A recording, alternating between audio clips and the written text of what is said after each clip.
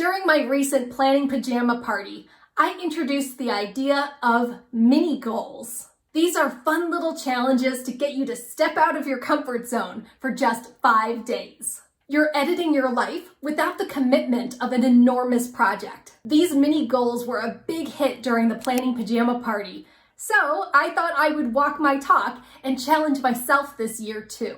I thought about all of the mini goals that I want to try in every area of my life. Business goals, health goals, mindset goals, self-care goals. I picked the ones that I'm excited to try, plus the ones that make me equal parts excited and nervous. I'm choosing one 5-day mini goal every month this year using my Wheel of Mini Goals. You may recognize my prize wheel from my January TBR video and from the planning pajama party. And you can expect to see it in a million more videos because I am utterly obsessed with it. All right, the wheel is all loaded up and it's time to choose my January 2023 mini goal. Let's go. Hey there, if you're new here, allow me to introduce myself. I'm Sage Grayson and I'm a former book editor turned life and business coach. I'm a life editor and so are you. Please be sure to hit that subscribe button so you won't miss any of my videos to help you get stuff done while still having fun. Time to spin the wheel for January.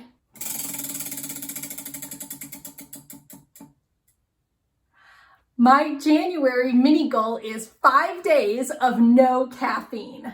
This will be interesting because I am definitely a caffeine addict. I gotta have my coffee and my tea every morning. I have gone without caffeine before and I get monster headaches. That is a good indication that I'm addicted. But since these mini goals are supposed to be challenges, tomorrow morning I'm going cold turkey. There will be no gradual decrease in the amount of caffeine. No caffeine for 5 days, full stop. So how do you think I'll do? Want to try this challenge with me? I'll see you on day 1. Good morning. It's December 31st, 2022, and this was supposed to be day 1, but we ran into a little complication. When I opened up my fridge this morning, I remembered that I still had half of an iced coffee from Starbucks that I got yesterday. I know I'm not supposed to be having caffeine, but I can't throw this out. I spent money on it and it's so good. So I'll just drink it today and I'll start day 1 tomorrow. Tastes like excuses. Anywho, so maybe I am a bit more addicted than I thought. Perhaps I just need to remind myself the benefits of quitting caffeine. On my laptop, I have pulled up handy dandy WebMD and this great article, What Happens When You Give Up Caffeine. Let's find out. Lowered anxiety. As I mentioned in this video, I suffer from anxiety and depression, so maybe somebody like me shouldn't be drinking caffeine. Better sleep. I have no problem getting 8, 9, 10, 11 hours of sleep at night. Thanks, depression. But perhaps this will help me get better quality sleep. Fewer bathroom breaks. I do go to the bathroom very often. Less breast soreness. It's not that kind of video. Slower skin aging. You tell me, do I look good for someone in her mid-40s? Dodging dependence. So not becoming a caffeine junkie. Better nutrient absorption. Stronger, whiter teeth. Yeah, my dentist always tells me that my teeth are this beautiful shade of yellowish brown. I've been drinking tea and coffee since before elementary school, so 5 or 6 years old. And lower blood pressure. The article also mentions to watch out for withdrawal symptoms, such as headache, tiredness, sleepiness, down moods, trouble concentrating, and crankiness. I do remember getting lots of headaches when I have gotten off caffeine in the past. And of course, they say don't quit cold turkey. I know, a gradual lessening of the caffeine is the way to go, but I don't got time for that, and honestly, that's not my personality. Go big or go home. So tomorrow, I'll be saying goodbye to my Starbucks and going the entire day without caffeine. So day 1 will be January 1st, 2023. Self-sabotage.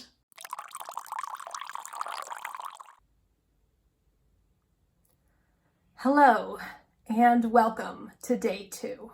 You might be wondering, Sage, what happened to day 1? I am wondering the same thing. Yesterday on day 1, I woke up and I was okay for a few hours. I was drinking my decaf green tea and everything was fine. And then a few hours into my day, this unbelievable exhaustion hit me like a sledgehammer. I was down for the count. It has been a long, long time since I've felt that exhausted, especially that early in the day. I couldn't think, I couldn't do my work, and I ended up sleeping away most of day 1. Do you ever have those naps where you're so tired and you get into such a deep sleep that you basically leave the planet for a few hours? Yeah, that was basically what happened to me. So this is day 2, and I am very, very tired. This is exactly why they say don't cut out caffeine cold turkey. You're supposed to decrease your caffeine gradually for a few days. But that ain't my style, so now I have to deal with the consequences. I surprisingly did not have a caffeine withdrawal headache on day 1. But now that it's day 2, the headache is here in full force. It's fine. I'm fine. You're fine. We're all fine here. Seriously, I'm hurting. Like, I've got this pain right here in the front of my face. And because my face hurts so much, we're not putting makeup on it today. I wish I could say that these dark under eye circles are here because I'm tired, but they're always there. I'm just Italian American. So I haven't been dealing with the lack of caffeine very well. But here are the things I'm drinking to get me through the day. Obviously, water. I drink a ton of water anyway, and you can see my tumblers in many of my live stream videos. I also have my decaf green tea, and yes, I checked, it's a decaf. Green tea is not naturally decaffeinated, so I have to get the decaf green tea. So I'm drinking that. Tastes like disappointment. I'm also drinking V8, the vegetable juice, just to change it up. I used to drink V8 a lot in college because back in 1999 in rural Illinois, there weren't a lot of vegan options for me. I remember many times for lunch, I would go to Panda Express because though they didn't have lots of vegetables for me in the cafeteria, they had a Panda Express. So I went to Panda Express and I would get a container of white rice and a V8, and then I would pour my V8 into the white rice, and that was my lunch for hundreds of meals. And because I'm an ethical vegan, not a health-based vegan, I couldn't just make another selection in the cafeteria. Maybe not surprisingly, I also had a tendency to faint a lot in college. I was a model for the art department, and I'll leave a link below to an article I wrote about my experience as a nude model. And anyway, there were several times where I just didn't have enough to eat. So I would be doing my modeling and I would just faint away there in the art studio. Very embarrassing. But drinking V8 always takes me back to my college days. Follow me for more weight loss tips. But seriously, I'm doing my best to get through the day despite this headache. And I'm doing what work I can while giving myself plenty of breaks. I'm hoping that my headache dissipates and gets easier over the next few days, but we shall see. I have the luxury that if I don't want to work, I don't have to. But there are plenty of other people out there, like moms. If they're feeling bad, they still have to get up and take care of people. But at least I can be miserable all by myself. If you have suggestions for other foods or drinks that I should be eating during this challenge, leave a comment below. I don't drink soda, as I mentioned in this video, simply because I can't swallow carbonation. So caffeine-free soda wouldn't work for me. All right, that's it. I'm going to wrap up this day 2 vlog and get back to work.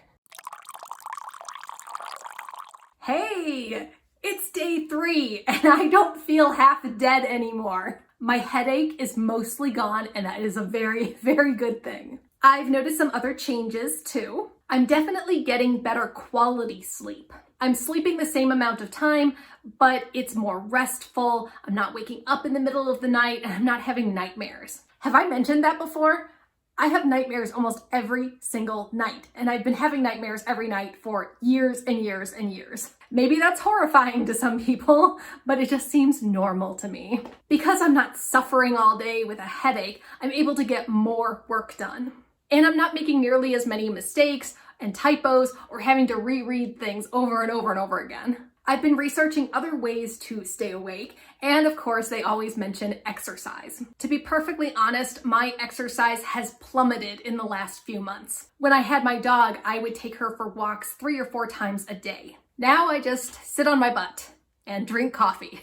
I forced myself to do some exercising in my office by walking in place. There are so many fantastic 1-mile walk videos on YouTube, so I highly suggest watching those. I'm getting my blood pumping and I'm moving and I'm feeling much more awake. I'm also doing some stretches and trying to combat that hunchback that I get from sitting at my computer all day. Does that happen to anyone else? Obviously, I'm doing a lot better, and I would have been doing a lot better earlier if I had done that gradual decrease of caffeine. Leave a comment and let me know, what things do you do to stay more awake during your day without overdoing the caffeine? Do you exercise? Do you go for a walk? Do you eat certain foods? Let me know, because I need all of your tips and tricks. Whew. All right, my headache is almost completely gone. I feel like I can make it through the rest of this challenge. Welcome back. This is day 4 and I'm doing pretty well. I'm clear-headed and focused. I don't have headaches anymore. And interestingly, I don't have that energy crash in the afternoon. I expected that because I've done this challenge before and my energy is now balanced throughout the day, which feels pretty good. But does it feel good enough to not go back to caffeine? Maybe not. There is sort of this ritual in the morning of making my coffee and adding my almond milk. And it's cold out. I like having a nice warm drink in the morning. And yes, green tea is warm, but it's not as soothing as coffee. Let me know in the comments if you have replaced caffeine with something else, and does it still give you the cozy, warm feelings that you need in the morning? Still drinking plenty of water, but I always drink lots of water. I don't know, do you think my skin looks any better? I don't know, maybe I look a little less puffy. You know this, that coffee and caffeine is a diuretic, so it leaches water from your body. But now all the water I drink is being put to good use instead of being flushed out. I don't know, I kind of have this perception that people who drink a lot of coffee, like me, kind of always look haggard and tired. But I think maybe I'm looking a little better this week, I don't know. Okay, ready to get on with my day. Let's do this. I did it! It's day 5 and I have completed my 5-day no caffeine mini goal challenge. I know 5 days doesn't seem very long, but it was definitely long enough for a caffeine addict like myself. I'm so excited about doing these 5-day mini goals this year. In order to live up to my word of the year, which is fun, I need to make sure that everything I'm doing in terms of self-improvement or business goals needs to have an element of play to it. 5 days is a short enough time for me to keep it fun and light without my goals becoming a chore. So here's the question, would I recommend a 5-day no caffeine challenge? Yes, of course I would recommend it. I'm feeling great now that I'm actually at the end of my challenge. It was a little shaky there at the beginning. But I would recommend that if you are going to do a no caffeine challenge, follow the good advice and gradually decrease your caffeine consumption over a few days. Cold turkey is no fun.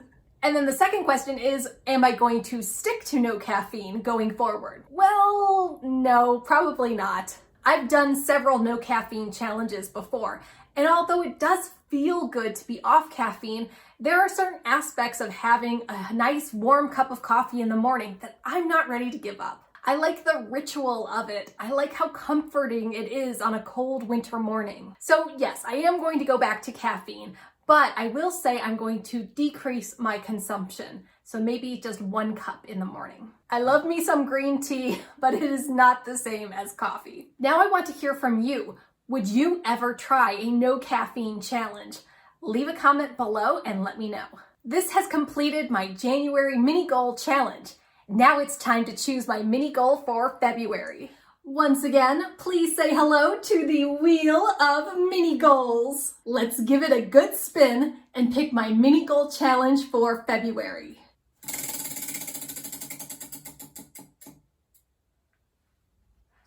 The mini goal for February is 5 days of doing something that scares you. Ooh, I actually don't know what I'm doing for this, so I have to pick 5 things that scare me and do a different thing each day for 5 days in February. Ooh, interesting. February is also my birthday month, so perhaps getting out of my comfort zone is just the present I need. If you have a suggestion for 5-day challenges that I should add to my wheel of mini goals, please leave a comment below and let me know. Want more? Watch this video next to see what happened when I challenged myself to not buy anything for a full month.